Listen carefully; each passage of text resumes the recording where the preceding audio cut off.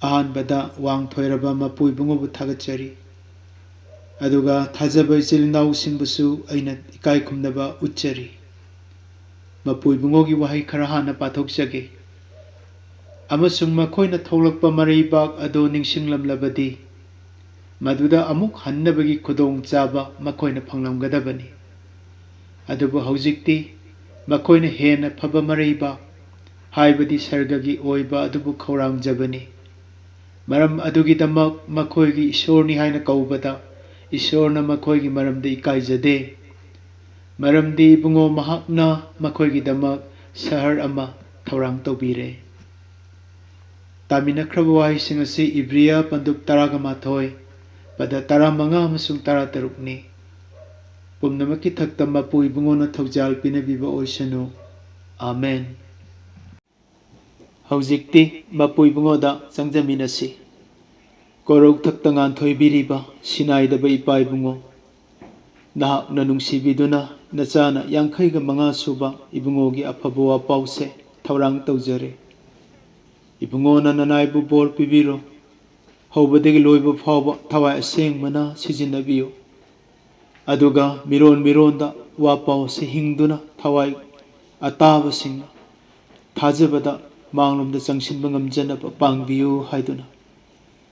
Nachanupa nungsi thoiraba ibungo Jisu Kristagi minglen sonduna nijari. Amen. Ngasigi fajakhraba ibungogi numit asida aina thamjaningba afaba wapaugi thim hiram adudi thajabada phauraba mising amasung makoigi thabuksing. English study Heroes of Faith and their acts haina thamjage. Nungsiba ichilinausing matam amada koina leiriba malemse yamna ingna sikna aduga mahogsagi khal kaidana leirammi haidana ahallamansingna takpi. Aduga misingsu kari haidoino khoigi yamna maratana ingtha tapthana haibatare thodokna mipaiba yaudana hingnarami hai. Adubu malemse ngasidi angakpa ahongbana thalle akibana thalle. Kayamuk ahongba leiribagi haibabu nangna ngamme hingjaro ngamdragana sijaro haibagi thak adu hek yaure. Nungaigi khanjaba kaya amadi kapli. Hingjaningba mi kaya na siri. Nungsiba imung manung sena khainaba manglan gumani hojik thokliba thodokse nongmatasu khoi ningsingde si oirakani hai. Taibong palasda achauba sa thamliba maru oina achauba mi singi damaktadi thoido hendona makhoisu ningba kaiba matam oiri. Hiram khudingda apanba oire adu oirading nomagi chara taliba mi singdi kari amu oiramgadage. Bible na hai maramdi taibong pal masung masigi apambadu mangsilakli ahanba John anigi taratare. Madumak hojikti thungle. Aduga thokliba thodokising asina aikoida warning piri madudi malem asida aikoigi achetpa yumpham tholuranu. Mafam ase aikoigi lengdaba ireibak adu natte. Mafam asida aikoi khulanba mireibak macha amasung lamlanbani. Aduna hena phaba aikoigi lengdraba asengba ireibak ado thijahawro matubu pamjahawro haidana thodokising asina aikoida warning piribani marupsing. Bible asida Heroes of Faith thajabada phauraba mising haidana yauri. Makhoibu thajabada phauraba mising haina kaubagi maramdi aigi oiba yaroidoba taibangpan amasung taibangpangi pochaising ase masina thakliba mitrangi lang adudagi nanthoe hairagane hena phaba lengdraba lan amasung lengdraba mareibak amagi namakta malemasda makhoina top na mireibak macha amasung lamlanba amani haina yazaduna mapui bungogi matum injakhibasing adugi maramnani makhoibu thajabada phauraba mising hairibase. Makhoising ado Ibriya panduk taragamathoi seng uba phangi. Masida thajabada phauraba mi tara teretki maming Israel jatiga pullaga aduga mausigi mama mapagi mamingga pullaga punna thajabada phauraba taragamapangi ming uba phangi. Aduga isorna miyoibabu kaubibagi makausu tongali haibasi akhang ahising akhoida training da su dum yawi ishor na magi mi singo kobi ba makau se direct calling aduga indirect calling haina ani khaido e haibise khoina khangna khre thengna khre direct calling da di ishor na mangal oina natraga khonjel oina mairi oina kobiba natragana sargadut oina uhanbiba asum haina kobiba asini indirect calling dadi kanagumba amabu sizinaraga kanagumba amagi pambaidagi tract paruba orabasu bible se pajarubadagi orasu aikoina kanagumba amagi khuthangdagi ishorgi wahidagi orasu koina ishor phangjari sibuna indirect calling haidana aikoina adumaina themnajai aduga bible ste ishorbu ure haiba mi yam yauri aduga amuk bible sida mi kana amatana ishorbu udri haiba sisu yauri ubasu mayam yaure uriba punduma ado amuk kakthatlaga udri haina amuk poloidasu hairi masigi nungge artha karino makoini ishor uriba sina karmai uriba aduga kana amatana ishorbu amuk udri hairiba sina karino masina sermon asigi ahoba adum oijarage isininaw sing masidagi ai adum haiba hojage bible lista karamba mi singbu ishor uba haina khangnabage answer makoi sing adudi mapui bungona khongdoi hulakpagi sahum taba makhol taba mi ishor gi khonjel taba mi su ishor ga chaminakiba ino elijah na chingba aduga mang natraga taibangda sargadut uba mi natragana mairi oina uba mi mangal oina uba mi leichil oina uba mi mitin sang aduda nonglei nungsit amasung akhak arauga loina mapui bungona lengtharupagi aduga makhudam uba mi aduga amuk ibungo ishorgi machani pa ibungo jisu christabu uba mi sing hairibu sing asibu scholars singna akhang ai singna ishor uba haiba adugi list makhoi sing se happy haujikti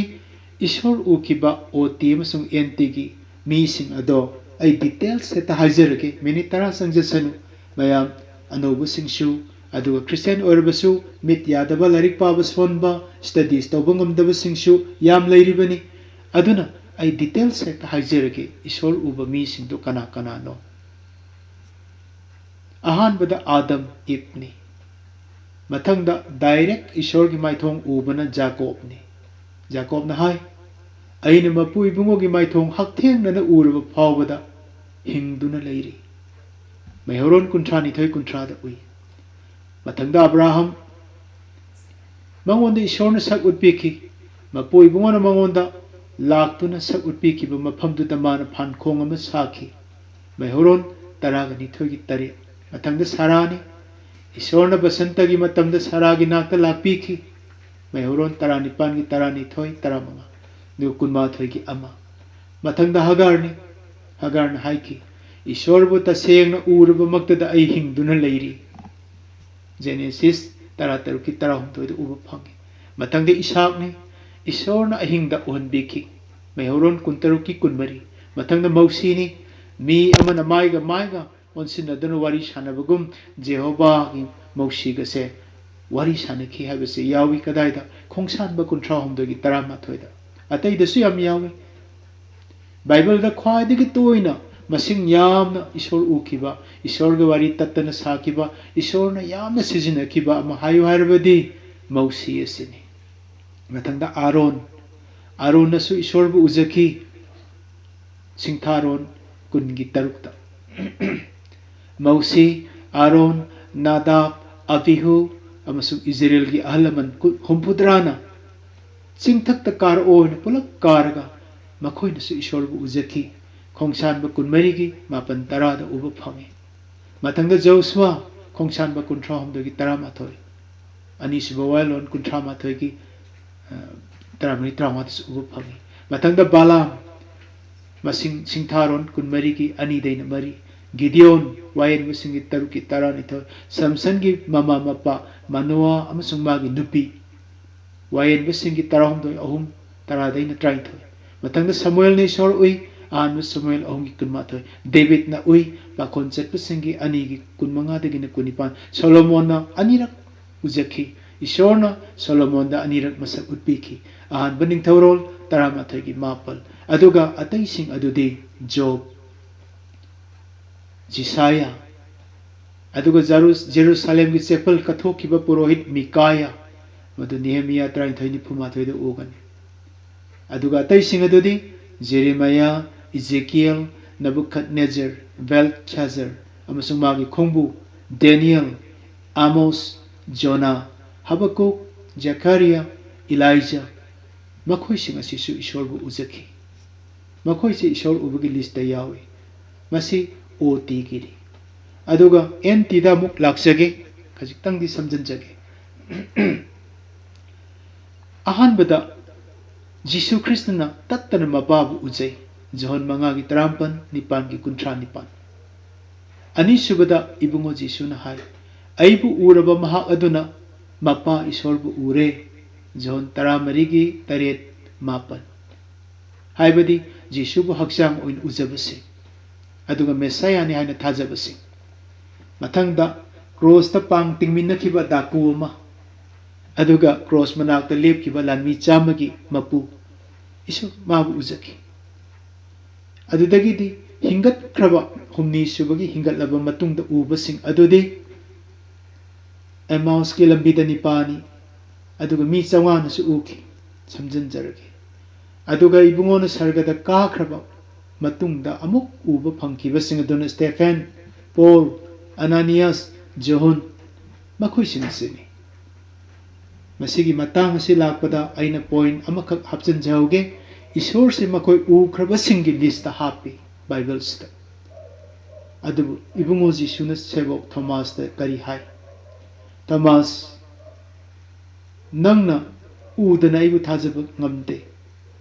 नहांगना आइबु उबगी मरमना नंगना आइबु थाजरे नत्रा इबुंगोना हाय नंगना उबगी मरमदा थाजबनी अदुबु उदना थाजब मखोय अदो याइफबनी Johan 20:15-19 थाजब हायबसे उदब pot की मरमदा चप चाना वखल ताबा अदुनी उरगा थाजब अदो नत्ते थाजबा means उदब pot अदुगी मरमदा चप चाना वखल ताबा अदुनी कदाइदा यावी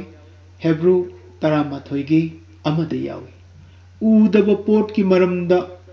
फच्चन वखल ताबा दो थाजब ओइरगा उदब pot अदुबु थाजब कौरगा ngsaidagi isol ukraba mising aduna amuk thajabada phawraba mising list karma yaurino udabada thajaba ngambaduna thajabada phaw oigadawbane adabu isolbu ukrabasing aduna thajabada udaba pot ki maramda wakhal tabasu makoina amuk oiriya masi kanagumana hangi tattana masina ai masimuga sengna details ai haijarambagi masida aina sini this and that masini aduni haina aikoina hairubagi nit oide ishorgi wahidi atyamale mangkhrabasu magi wahi manglo ibungogi wahina decision oigani poloi oigani ure haradi urabani karamaina urino haibadu ta abati sumaina ubani haibaduna aroibu waroisin oigani decision oigani karima testanga ningai lete ishor ukhrabasing aduna udabata phawbasinggi marakta sumkhoi adum oiri मदुगी मरम अदुदी आई हुजिक सेंगदोकजबा हौरगे असुमाइना हाय ईश्वरगी वाहैना मदुगी चप चब पाखुम PV मपागी मथादा लैबा अमत्त गाइबा मचानिपादु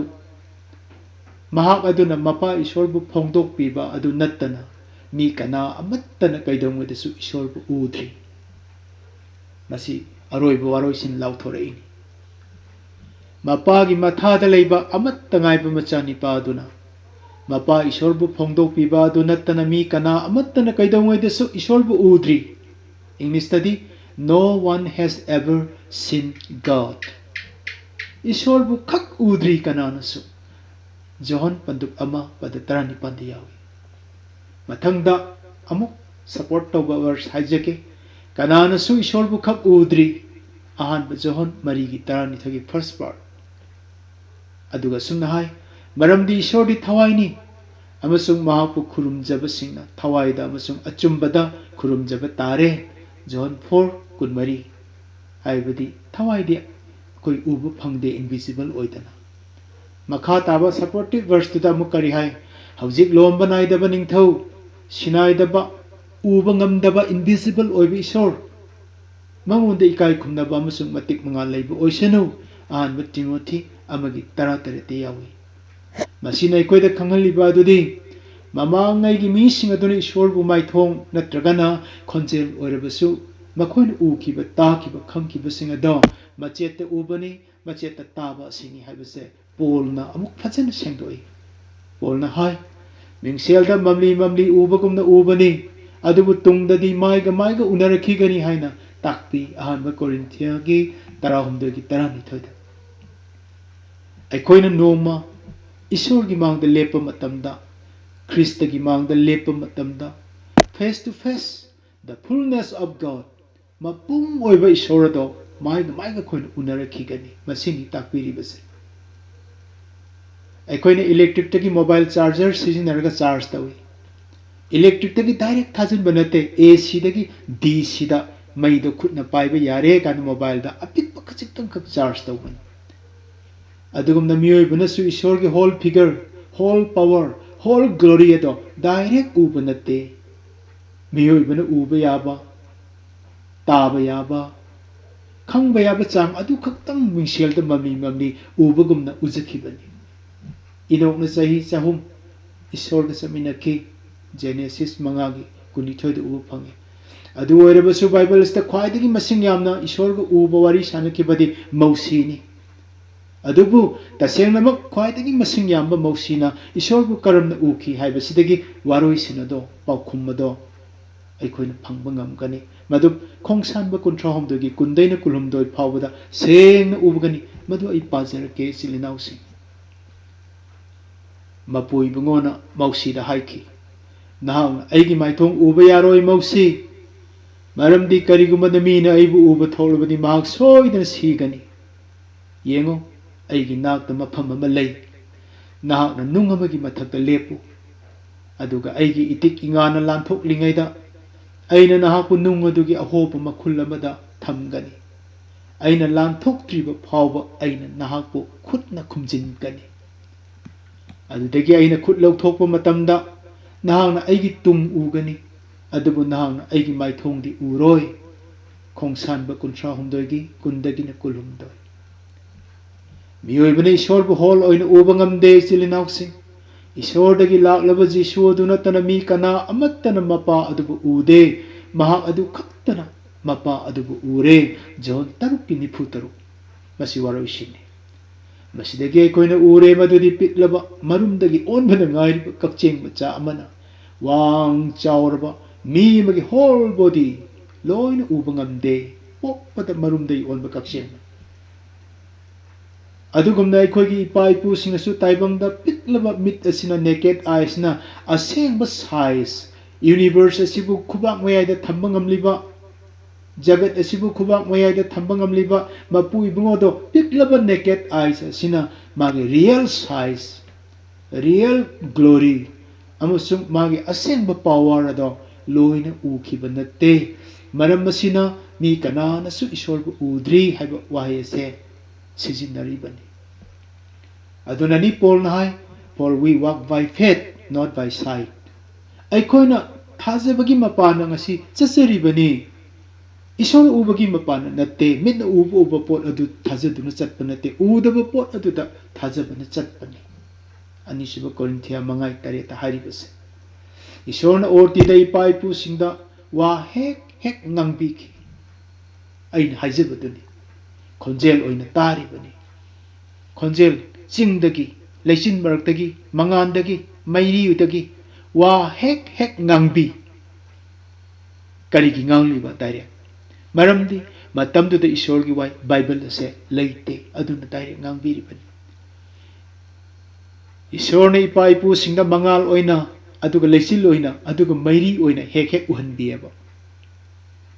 maramdi karigi adumaina uhanlibano haradi matam aduda ishorgi Murti oiriba mapung phaba saktam oiriba magi machanupa Jisu ase poklamdri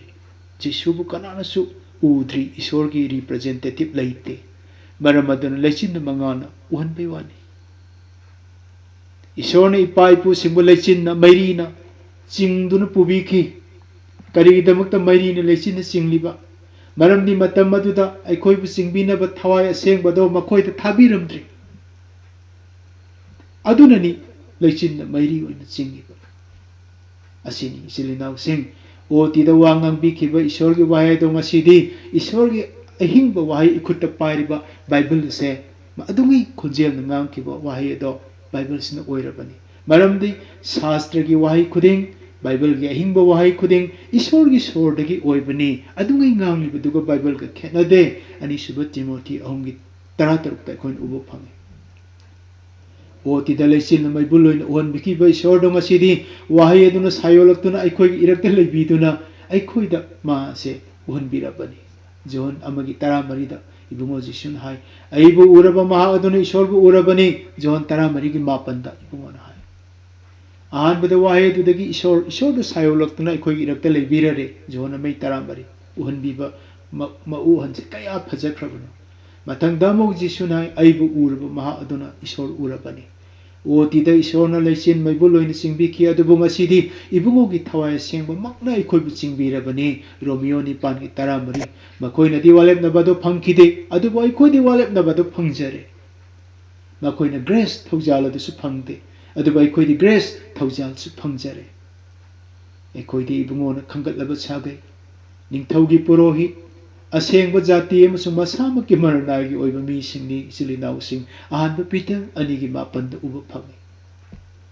ahobagi otigi paipo singadana uki wa ngangi lechin mai ui hadana aikhoidagi hen uhanbi ki banate adudagi hena dapal uhanbiri ba khanghanbiri ba chingbiri badi anu bolep nabagi matamasta aikhoidani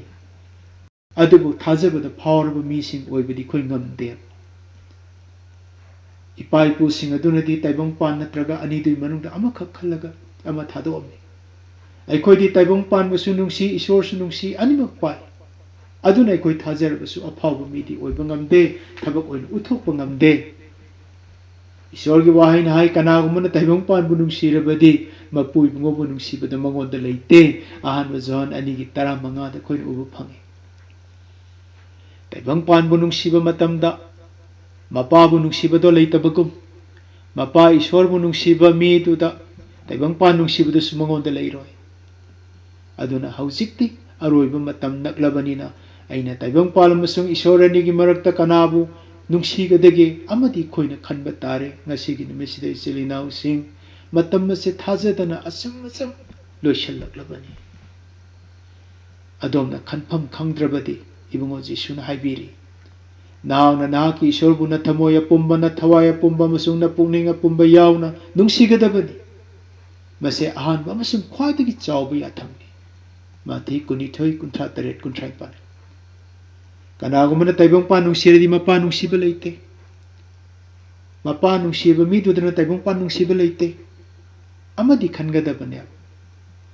aduna ni ibungo Jisu Kristana Ishor se thawai hakchang yauna nungsiyo means taibang parado nungsidaba ngamnaba kini hairis ngasi masi aikhoina wakhal tawina se thajabada phawraba ipa ipu singnadi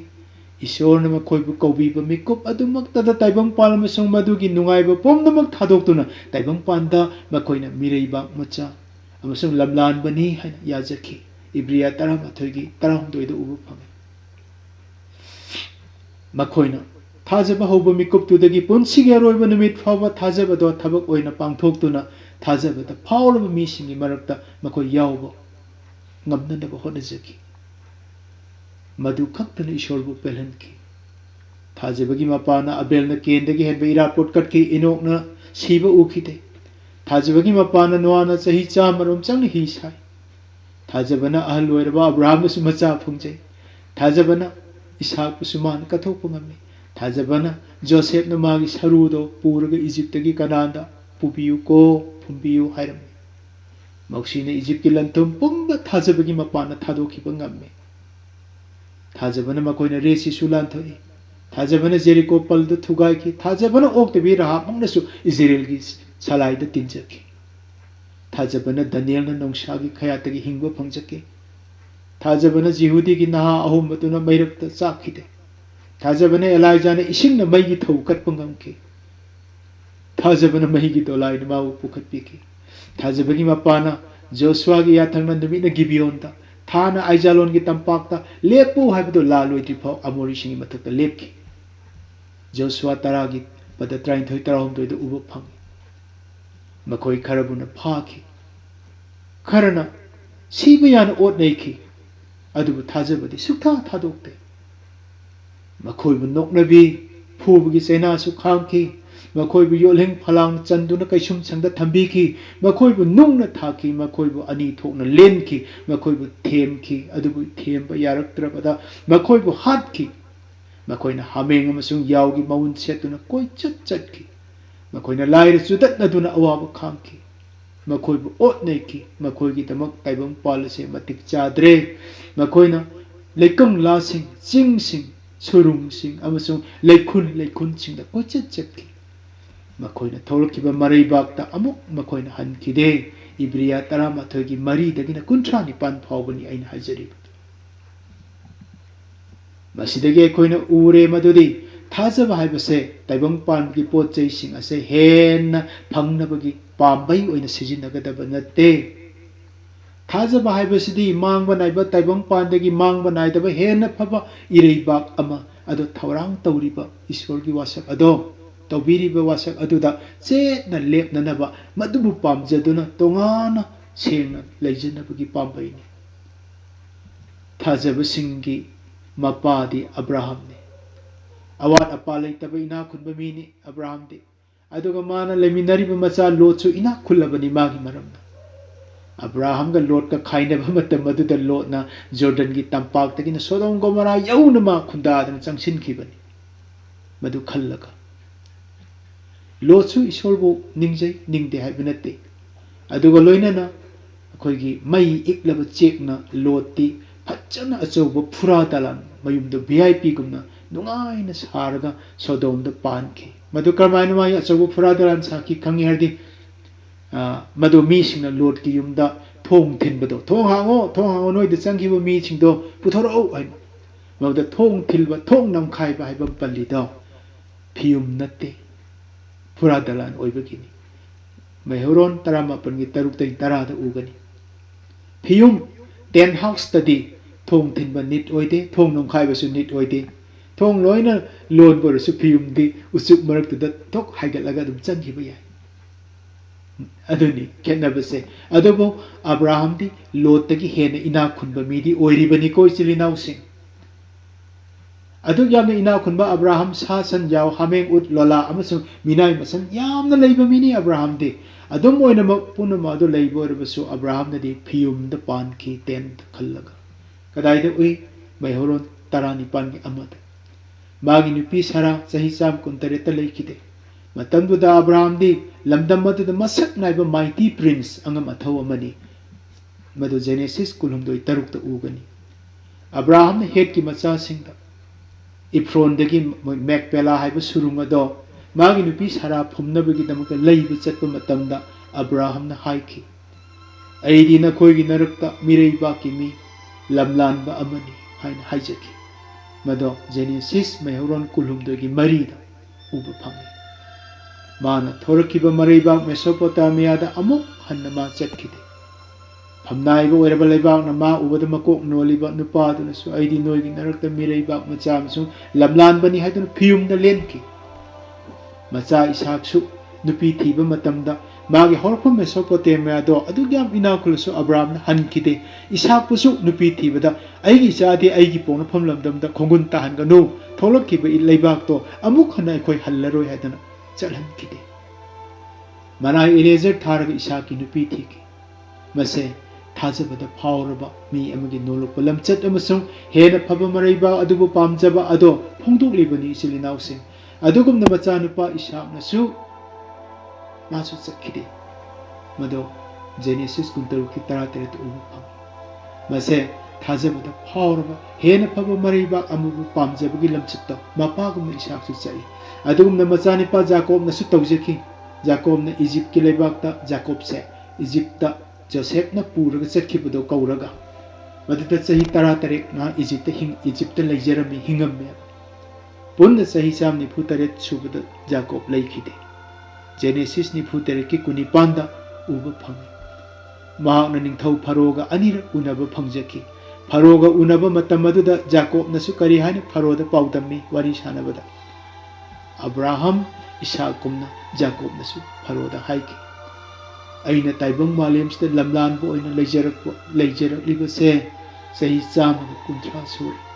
ताइबंग पांदा अइना लमलानदुना लमदनबो ओइना खुलानबो ओइना लेजरक लेलिबो मिरैबक मचा ओइना लेजरकसे सही 150 सुरे माना फरोदा पाउदमखि लमलान बनी हाइमा फियुमदा पाली मैहोरो 94 की 9 दा खोन उबु fungi मखोय अहुम असिदगिनी इब्रिया पंदुक 13 की पद 13 13 दा हाइरिबो वहाई मखोयना मालेमदा लेरिंगेदा मखोय मिरैबाक मचा अमसुंग लमलान बनी हाइबा याजखि मखोयना हेना फब मरैबाक अमा थीरी हाइबा फोंदोई हाइनि यावरिबस असुमना थाजबदा फावरबा मीसिंगना ताइबंग पांदा अचेतप युमफम थोनखिदे मखोयना फियुमदा लेखि मरमदि मखोयगिदमक हेना फब लेंदब सहर मा ईश्वरना थौरांग लोइबिख्रे हाइबसे मखोयना खंगजै मखोयना मदु खौरांग नाइजखि इचिलिनाउसिंग मरमदि ताइबंग पान असिदि मिकुप अमत्ता करि हाइनि मिकुप अमदा हेक्ता मांगबा याबा लोइबा याबा मफमनि अचेतप युमफम अमत्ता मखोयना थोनखिदे अदुगुमना इबुंगो जिसुना मपादा असुमना हाइजखि इपा अइना मखोयबु ताइबंग पानदगी लौथोकपियु हाइजबा नत्ते अदुबु फत्तबा अदुदगी ngapi senbiyu हाइजबनि जोहन 13 की 15 that means ईश्वरना promise तौबिख्रबा a better place हेना फबा लम a heavenly homeland सर्गगी युम ओइगदोरिबा सेंबा युमदो मदुगी vision अदो लाई फत्तबा दुन थेमदोगा मांगहन बिदनबो ताइबंग पानुगी मपुदुना लौनम तौदुना मदु मुनगिदना नबगिदम ngapiyu ओइना मान प्रार्थना तौजरम इबुंगो जिसु क्रिस्टना असुमनसु अमुक अखोयगिदम हाइजबि अई ताइबंग पानबगी नत्तबगोम मखोयसु ताइबंग पानबगी नत्ते अदुना नहांना अइबु ताइबंग पानदा थाबगुमना अइनसु मखोयबु अमुक ताइबंग पानदा थारे जोहन 13 की 13 अमसुंग 35 उबु फंगे सिलिनाउसा ईश्वरबु थमोय अपुंबा थवाय अपुंबा पोकनिंग अपुंबा यावना नुंसीबा अमसुंग थाजबा मीसिंगदि सैक्रिफाइस का लोइनना चटकनी थादोकपा कथोकपा लोइनगनी अब्राहम न मागी थाजबदो मागी अथोइबा लन ओइरिबा इसाकपु कथोकपा अदुना मा प्रूफ तौजखि अखोगी ख्वाइदगी ममल यामलबा नंग अमसुंग अई इसाक अदुदि करिनो सना लुपा नंग अईगी लेरमदबा याय अदुबो अखोय खुदिंगमकी इसाक अमममदि लैरी मदुदि करिना इसाक नो हरबदि पोसक अनि खंगना ओय अनि दुदि नंबर 1 अईगी पुंसी ताइबंगी नि छिंगुम अईनि हिंगदोरिबा पुंसी नंबर 2 अईगी ख्वाइ ममल यामलबा थवाय पुंसी अमसुंग थवाय अनि से अखोगी इसाकनि सना लुपा कत्नसु कछु नत्ते अखोयना सिंगुप इसेदा सुमना सई अरैब पुंबा कत्तुना करी ओइरुनी प्रभुदा पुंसी थवाय कत्पतनी प्रभुगी थौगल तौगनी हाइदना जिसुना सिखिबा क्रॉस तो हाइबदा अरैब पुंबा कत्तुना करिसु नत्ते ख्वाइदगी ममल यामबा ओट अदुदि अखोगी इसाक अदुदि पुंसी अमसुंग थवाय अनि सिंगी अईगी लेंदना लैरिबसे मसे कत्पतनी सबलिबि इसेदो अखोगी अमत्त ngairaba maru oiba mamal yamba isakni silinausin mausidi Egypt ki ningthau machanupi gi machanipani haiba khoin uba phang Egypt ki lanthum pumnamang magi khuta lairabani magi charon suron khudimoksu Egypt ki pharogi imungi dhara adum oiduna lehauraga dabani adubu mausine Egypt ki lanthum pumnamak thadoktuna Ishorna thorang tawbikraba hena phaba maribak adubu pamjaduna माना मिरैबाक मचा अमसुंग लमलानबा अमगुमना Israel मचा सिंगलोना लमजाउ लमांगदा सही निफु चटपदो माना मदुदा यावजखि लुचिंग बोइन सत्ति इबुंगो जिसु ताइबंग पाना मियोइना पोखि अदुबु थबक्ति सर्ग खक्तकि तौखि मसाना ताइबंग पाना थबकना सर्गकि Ibungo जिसुना हाइबिरामि नखोइना अइंगोंदगी तमजौ अमसुंग अइगी इतुंग इल्लु Mati taramatagi kunmapan taratuki kunmari. Bible na takpi. Isordagi poklaba mi khuding na taibang panbabu ngammi. Taibang panbabu ngamba mangam adudi aikoigi thajabani. Ahanba John mangagi mari. Aikoina taibang mi oina. Taibang da poklam daida silinaw sing pramana matang pichaki pantan. Taibang panas da poklam dai matam da poktringe da hana imagi puknung da aikoi leirami. Matam ado surabada aikoina taibang da poki. Mi oina poklaba tungda aikoina amuk karigumba pambai amatana imagi puknung da amuk hana changi haibase yararoi madugi lo isona sembiramte. Adugumna supernatural birth. Haibadi miyoi badagi natana isordagi nauna pokpa supernatural birth. Isordagi nauna pokraba Christian amana. Amang bataibang panda wakal thambagi ayabado isorna madugi lo sembiramte. Mi oina pokraba imagi garbadagi pokpa mina imagi punungda amuk changbagi lo leitabagum. Isorda pokraba nauna pokraba ni pamana taibang panbabu mitadona amuk taibang panda mix tawbagi lo su isorna semte ayaba pide. Ibungo Jisuna noma ahingabada Nicodim da haiki. Nicodim nang nauna pokpa tare. Nicodim haiki mi amana karamna amuk hana mamagi punungda changdona pokpa ngamgadake. Chume masi oitho aroita buwani Nicodim na hairida. Adugumna isorgi macha singna isor masung taibang pal animak phangba haibase oithok laroida buwani. Mado oithokpa yaram labadi thajabada phawraba isorgi mi sing aduna taibangda mireibak macha masung lamlanba amagum laira chudat naduna khangkhibado sukhang khanglamoi. Taibangda sumoi ina khunbani Abraham hoi nungai thoongani. Animak khanba yade. Isorgi oina thokraba ma adudi isorgi oina leigadabani. Hebrew 11 tarahumdoi tarawatar kuntratareta ubu phanga. Makoina amuk hana maraiba amsung taibang pana halakidabagi maramdi. Taibang pala se phattaba adugi makhutta leibagini marupsing. Ahanba John mangagi taramapanda koina ubu phanga.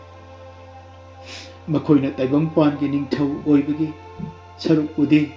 Isorgi lairaba oiba aduna hena pamjakhiba maramna makoigi isorni haina kauchabada isorna ikaijakhide. Maramdi mahakna makoigi damak sahara masembire Hebrew taramathagi taratarukta ubu phangi. Isilinaw sing ahanba Christian singna ot neiba khangki makoibu hatki makoina Jisu thagatpa nattana harauna pa pampai amata leikide yamna wana khangki. Mathang tarakpa Mathangi century dadi Christian singna hakchang phana nada yektana watta padana su nomduna malemda isorgi macha sing oina ingthana panbagi matam amuk leikhre. Ahanbada ot neiba Jesu thagat pantuna nungaina basulai leitau matam. Ani subada Christian singna lanthum paisanduna su nomduna isor thagatuna harauna ingthana leibagi matam. Haujik matung tarakpa ahum suba matam masidi. Haujiki akonba matam asidadi taibang pala masung masigi thabuksim ado thadoktuna malemasda mireibak macha masung lamlanba amagumna awa ana maraksida isorgi leibak ado thoi hana pamjaduna sengna leijagadaba matam mak oire silinausing. Aigi pukning wakhalse isorda kayamuk naksilabage haibase aigi pukning wakhalna taibang pandagi kayamuk lapthoklabage haibaduna chang olibani. Aikoina nomagi lunch amasung dinner chai. Adubu mado hingnanaba chabani. Chak tokpa matung pung khara leiraga aikoi kari insang chaki haibase mina hangakpa matamda kauba yauribani. Maramdi aikoina hingnanabagi damak chaba maramna chaba aduda wakhal thamudaba maramna kauribani. Adugumna aikoina taibang pangi thabuksu hingnanabagi damak susi. Aduga hingbadi isorgi damak hingsi marupsing. Ibungona haibirami nakoina nomagi waruba aduna numit adugi matik chare mathi panduk taruk pada kuntraga mari. Taibang pala sida isorgi damak aikoina lamlanba masung mireibak macha oina hingba haibase taibang panbabu thadoktuna chatkigadaba natte. Taibang pala sida leina punsigi mahi yamna panabani. Matam madudagi aikoise ibungogi sabok amasung magi macha oiba horakani. ꯑꯗꯨꯒ ꯏꯕꯨꯡꯉꯣꯅ ꯑꯩꯈꯣꯏꯕꯨ ꯇꯥꯏꯕꯪꯄꯥꯜ ꯑꯁꯤꯒꯤ ꯐꯠꯇꯕ ꯄꯨꯝꯅꯃꯛꯇꯒꯤ ꯉꯥꯛꯄꯤ ꯁꯦꯟꯕꯤꯒꯅꯤ ꯖꯣꯍꯟ ꯄꯟꯗꯨꯞ 15:9 ꯄꯟꯗꯨꯞ 18:15ꯗ ꯑꯩꯈꯣꯏꯅ ꯎꯕ ꯐꯪꯏ ꯃꯇꯝꯗꯨꯗ ꯑꯩꯈꯣꯏꯁꯦ ꯄꯤꯇꯠ ꯄꯥꯇꯠꯄ ꯃꯆꯥ ꯑꯃꯨꯛ ꯍꯟꯅ ꯑꯣꯏꯔꯔꯣꯏ ꯃꯔꯝꯗꯤ ꯑꯩꯈꯣꯏ ꯄ꯭ꯔꯤꯊꯤꯕꯤ ꯑꯁꯤꯗꯒꯤ ꯇꯣꯉꯥꯟꯅ ꯏꯕꯨꯡꯉꯣꯒ ꯈꯨꯠꯁꯝꯅꯗꯨꯅ ꯂꯦꯞꯈ꯭ꯔꯕꯅꯤ ꯖꯣꯍꯟ ꯄꯟꯗꯨꯞ 13:19 ꯃꯇꯝꯁꯦ ꯌꯥꯝꯅ ꯐꯠꯇ꯭ꯔꯦ ꯃꯔꯨꯞꯁꯤꯡ ꯍꯤꯡꯕꯁꯦ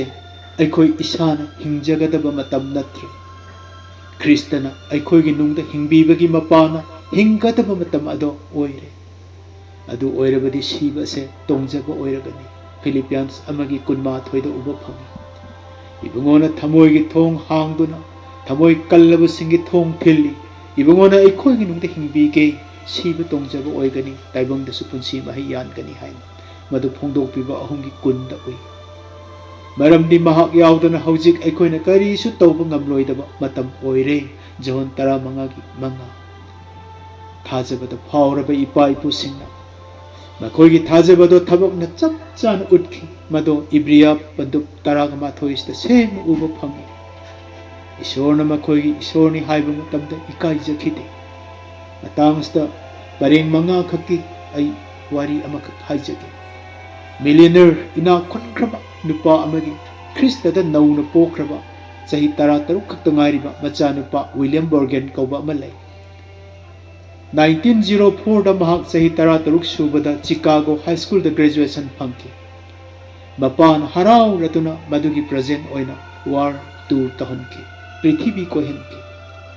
ꯃꯍꯥꯛꯅ ꯄ꯭ꯔꯤꯊꯤꯕꯤ ꯑꯗꯨ ꯀꯣꯏꯔꯨꯔꯒ ꯍꯜꯂꯛꯄ ꯃꯇꯝꯗ ꯈꯪꯍꯧꯗꯅ ꯍꯥꯏꯈꯤ ꯑꯩ ꯃꯤꯁꯟꯅꯔꯤ ꯑꯃ ꯑꯣꯏꯗꯕ ꯌꯥꯗ꯭ꯔꯦ ꯃꯔꯝꯗꯤ ꯑꯩꯅ ꯆꯠꯂꯨꯕ ꯃꯐꯝꯁꯤꯡꯗ ꯏꯁꯣꯔ ꯌꯥꯎꯗꯕ ꯇꯣꯜꯂ ꯇꯥꯔꯕ ꯆꯥꯎꯈꯠꯇꯕ ꯑꯋꯥꯕ ꯃꯤ ꯀꯌా ꯑꯃ ꯑꯩ ꯊꯦꯡꯅꯔꯦ ꯑꯩ ꯃꯤꯁꯟꯅꯔꯤ ꯑꯣꯏꯅ ꯆꯠꯂꯒꯦ ꯍꯥꯏꯅ ꯃꯥꯅ ꯋꯥꯔꯦꯞ ꯂꯧꯈꯤ ꯉꯁꯤꯒꯤ ꯃꯤ ꯀꯌꯥꯅ ꯄ꯭ꯔꯤꯊꯤꯕꯤ ꯇꯨꯔ ꯇꯧꯔꯨꯕ ꯀꯥꯟꯗꯗꯤ ꯆꯥꯎꯈꯠꯇꯕ ꯂꯥꯏꯔꯕ ꯑꯋꯥꯕ ꯃꯤꯁꯤꯡꯒꯤ ꯄꯣꯠꯂꯨꯝ ꯄꯣꯔꯛꯇꯦ ꯂꯣꯠꯁꯤꯜꯂꯒ ꯊꯝꯃꯤ ꯅꯨꯡꯉꯥꯏꯕ ꯃꯈꯣꯏꯅ ꯎꯔꯛꯄ ꯑꯉꯛꯄ ꯑꯗꯨ ꯈꯛꯇꯪ ꯃꯤꯁꯤꯡꯗ ꯄꯥꯎꯗꯝꯃꯤ